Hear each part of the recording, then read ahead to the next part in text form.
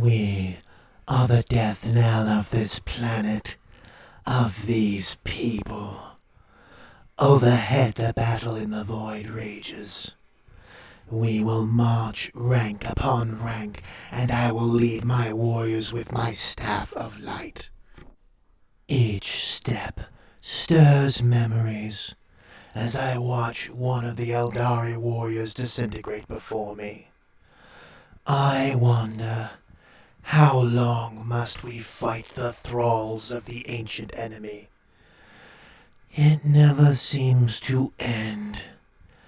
The Great War was eons ago, but here we are, still fighting the same enemies. As we burn this world to cinders, I can see it in the enemy, even beneath their masks. Their agony, their hatred, their despair.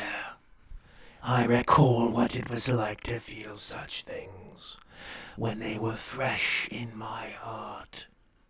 I remember what I have lost. I remember the pain. And I revel in watching these lesser beings lose everything they love and care for as it turns to ashes before their very eyes. The Eldari are skilled soldiers. Their weapons are potent, and their psychic prowess is now second to none in the galaxy. Our progress is not easy, but it is inevitable.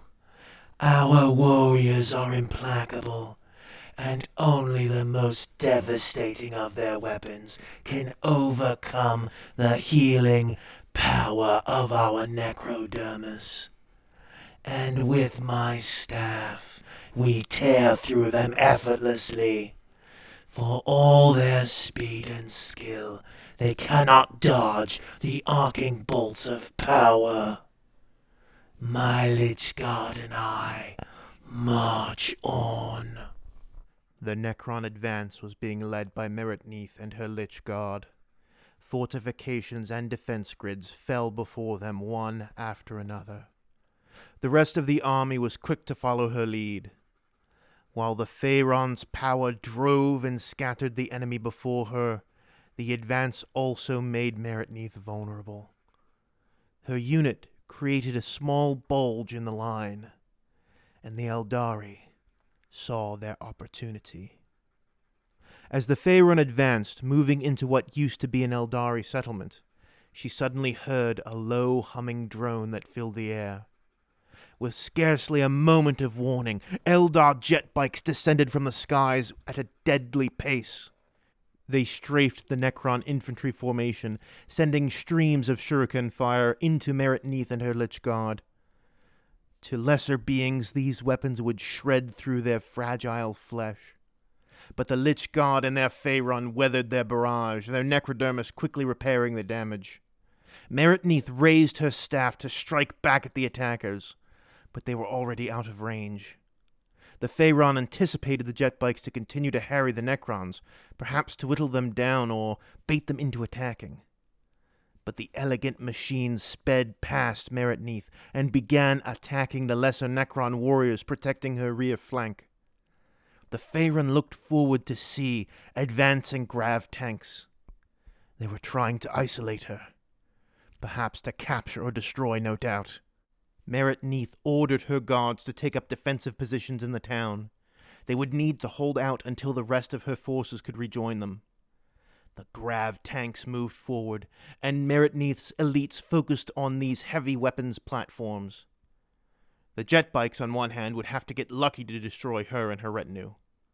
But the pulsars mounted on the approaching scorpions were more than a little cause for concern. 2 searing beams sliced through the village and bisected a number of the Pharaon's Lich Guards like they were made of butter. The scorpion aimed to fire again. Gauss fire struck against the unusually resilient Eldar vehicle, but its shields held, and more tanks were coming. Meritneith herself was preternaturally resilient, capable of withstanding and repairing a staggering amount of damage.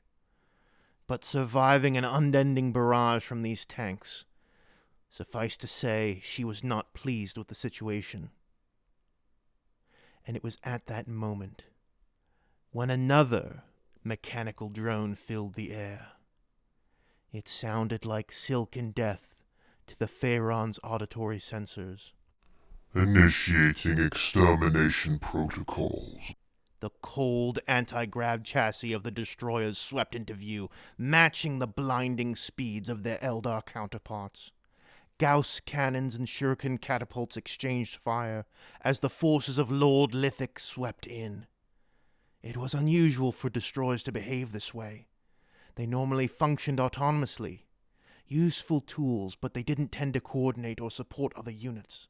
They were usually preoccupied with their obsession with ending all life before them. Meritneith shredded any jet bikes that were forced back towards her position.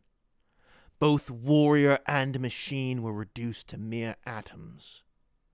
The pulsar weapons of the Eldari fired again and again into the Lich Guard, likely believing that they were doing serious damage to Meritneith's retinue. But the Pharaon simply raised her resurrection orb, and her warriors and their shattered bodies began to draw together again, arms crawling to join with shoulders and legs joining with hips. Their necrodermis healing factor was magnified powerfully, and soon nearly every one of the Lich Guard was on its feet. With the support of the destroyers keeping the jet bikes occupied, the Pharaon marched with her deathless army, firing their Gauss weapons again and again, the sheer weight of numbers overwhelming the Scorpion shields. Soon, the mighty weapon of the Eldari was slowly being disintegrated. Behind her, Meritneith could hear the unending metallic footfalls of her warriors as her army moved to reinforce her. The Eldari counterattack was already beginning to withdraw before the hammer blow could fall.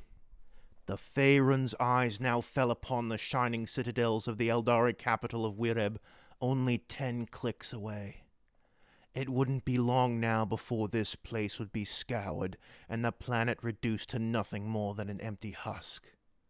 For if this planet could not be owned by the Amenta, then it would be destroyed by the Amenta. Farsia Terith! The Ogier are at our very gates! Farsia! Yes, I know. Fate has woven a most unfortunate tapestry. We now stand on the brink of doom. Shall we order the retreat? No. Too much blood has been spilt. The strands of fate looked so promising. But the gamble has backfired. I only see one path forward. We cannot retreat. That will only delay death and damnation only a little while longer. So what then? We begin preparations for the Pyrrhus Protocol. I will speak with the Pharaon one last time. She will have one chance to come to terms. Or damn us all. No man do they call me. My mother and my father, and all my comrades as well. Thank you all for listening to this week's episode of The Price of Eternity. If you enjoyed what you heard, please leave a like and comment below, as this will prevent eternal pan-dimensional war with unkillable skeleton robots. If you have not yet subscribed, please do so in order to hear more stories about the relentless march of metallic death.